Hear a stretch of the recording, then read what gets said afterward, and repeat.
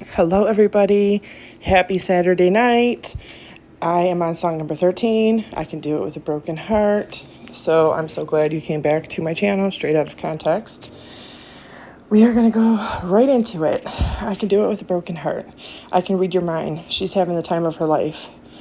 There in her glittering prime. Sorry, baby, you passed that. The lights refract sequined stars off her silhouette every night. I can show you lies. 1, 2, 3, 4, because I'm a real tough kid. I can handle my shit. They said, babe. There you go again. That's 144 songs. She said, babe, and oh my goodness, stop it. Fucking cringe. You gotta fake it till you make it. And I did. Lights, camera, bitch, smile, even when you want to die. There you go again. That's 160 plus odd times.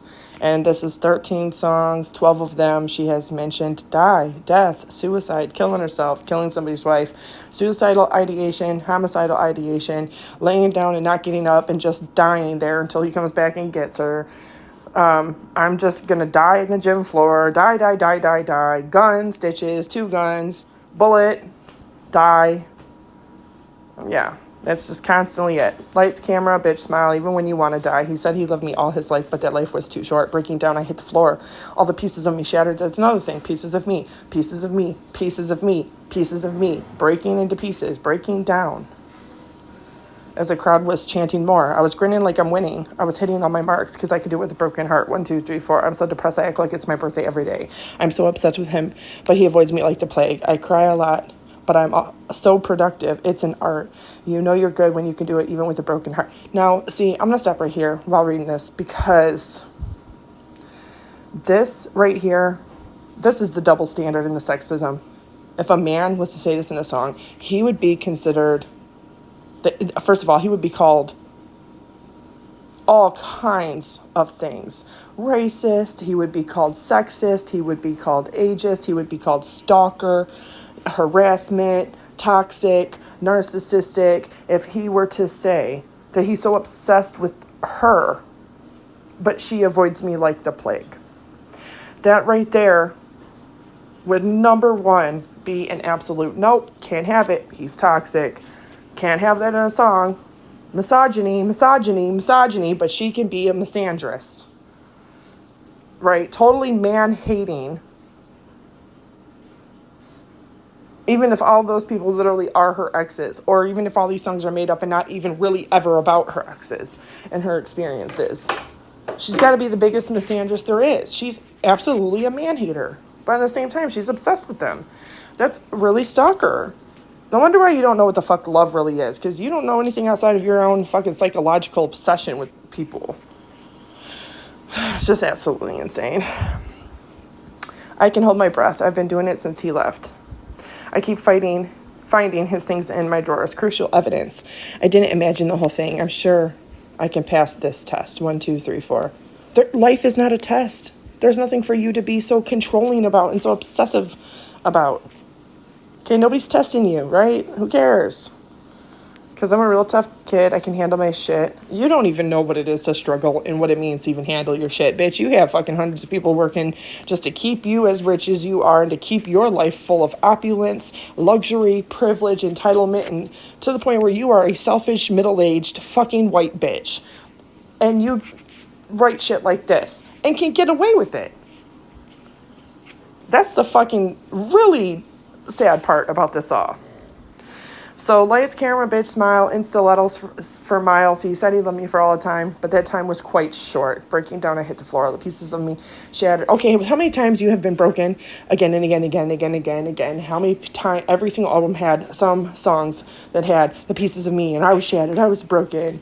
I was crumbling. As the crowd was chanting more, I was grinning like I'm winning. I was hitting my marks because I can do it with a broken heart. I'm so depressed. Oh, no, we already know that. You know you're good when you can even do it with a broken heart. You know you're good. I'm good because I'm miserable and nobody even knows. Try to come for my job. Songwriters. First and foremost, Jack Michael Antoff. Taylor Allison Swift. Right, because it's either Max Martin or Jack Antoff to be credited for every single one of her albums and every single track and every single song and even majority of the lyrics. But this is very demeaning to say, fuck you. I had to fake it till I make it. Now I made it. Now try and come for my job. Bitch, you don't support up and coming artists. In fact, you do nothing but want to fucking sue them. Sue them and sabotage them and bully them and harass them and hold them back and to hold them down. Because you don't feel like they're paying their dues, because them paying their dues would be for them kissing your ass and doing what you think. No, Taylor Swift, you are not the owner of fucking music. You're not the owner of good music. You're not the owner of mainstream music. You're not the owner of fucking anything. You don't get to tell anybody, try and come for my job. There's many people that are musicians and songwriters, and they do it all by themselves. But they don't have the opportunity and the privilege and the entitlement to have access to a studio and studio time or record contracts, or even have a basic understanding of finance of how to get themselves into a good contractual record deal. No, that is really fucked up. Because if you weren't so jealous and insecure and controlling, you wouldn't say that literally out loud and proud to anybody, okay? Because there are millions of beautiful, amazing, unique, talented musicians out of 8 billion people across 195 nations in 7 continents. And for you to say, try and come for my job because I'm miserable and nobody even knows. Yes, bitch, I do know. And I see you. I hear you.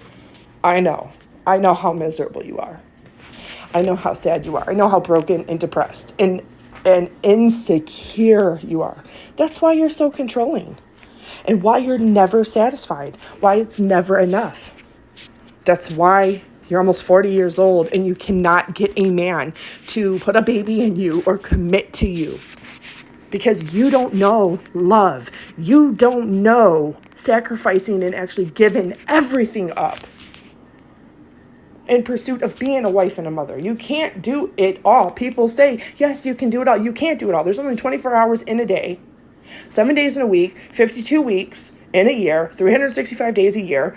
Nobody has the time to be that nurturing, amazing wife and mother figure and be a full-time musician, constantly doing records, constantly doing interviews, constantly doing tours and performances and red carpet events and doing all the publicity and all the travel and all the other bullshit.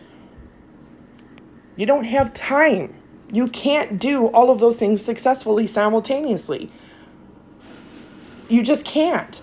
So it's going to come at the price of something else.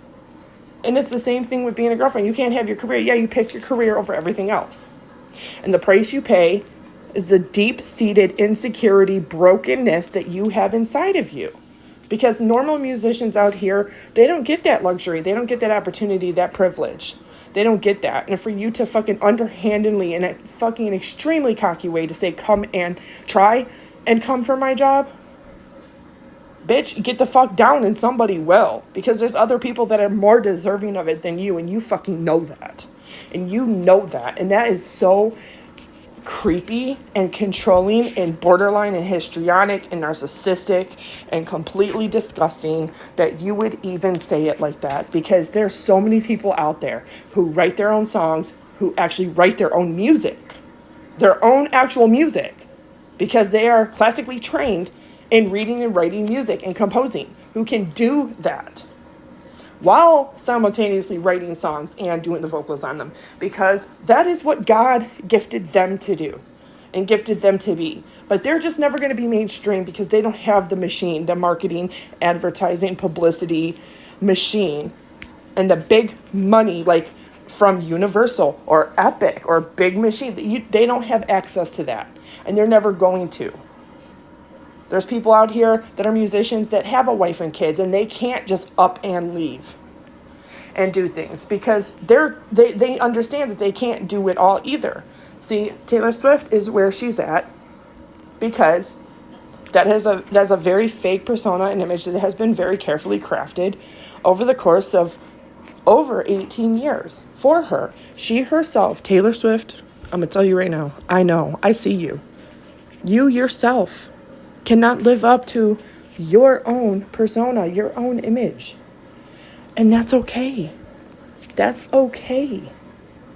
The only way that I can even see myself ever saying, you know what, yeah, I love and appreciate her and I will be a fan of hers and I will give her the time of day, as if she was honest and truthful. If you were honest and truthful. But this stuff here, no. It's absolutely not. This is not giving. This is not hitting. This is not it. And for the same exact words and regurgitated lines over and over and over again, you are doing no favors to Max Martin or Jack Antoff.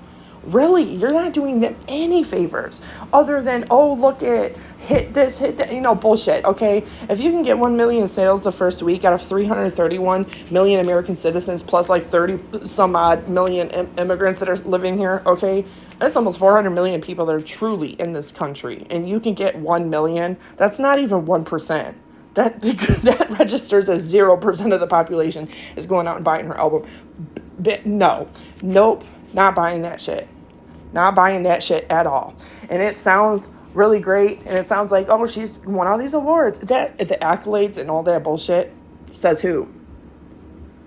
I'm sorry, but MTV and the Grammys, the Oscars, which is the Academy Awards, and all that other fucking high-end red carpet bullshit, they are not the gatekeepers of what good films and movies are, or good music and albums and releases are, as far as tracks. They are not the police of what is good. Just because you don't hear it in the mainstream doesn't mean that it doesn't exist. Doesn't mean that there's not musicians and vocalists, singer-songwriters out there who are absolutely fucking killing it. You wouldn't know fucking killing it if it fucking killed you. That's the funny thing. That's the funny thing, is they're just like, oh, she put out this new, nobody cares. Look at how many people have said about, made videos and even talked about the downfall of Taylor Swift. I don't even get so much into that part, but I'm literally taking her for her word, literal word, for how she's writing these songs and what she is choosing to say in them. And the correlation between that and her real life. And not only that, but her blasphemy against her own religion. I am a Christian. I live a righteous life. I live in accordance to what God and Jesus Christ has said in the Bible. And even I fall short of being what I would consider to be a decent Christian. Everybody does. Everybody's a sinner. But you know what? I do not commit blasphemy. I do not question God. I do not take his name in vain. I do not speak about God the way that Taylor Swift has in her songs. And it doesn't matter if you believe in Christians, in the Christian God or the Catholic God or the Baptist or Methodist God. It doesn't matter. Every sect of Catholicism and Christianity, you don't get a green light to commit that kind of discrimination against Christians while simultaneously trying to use Christians for a leg up and for PR.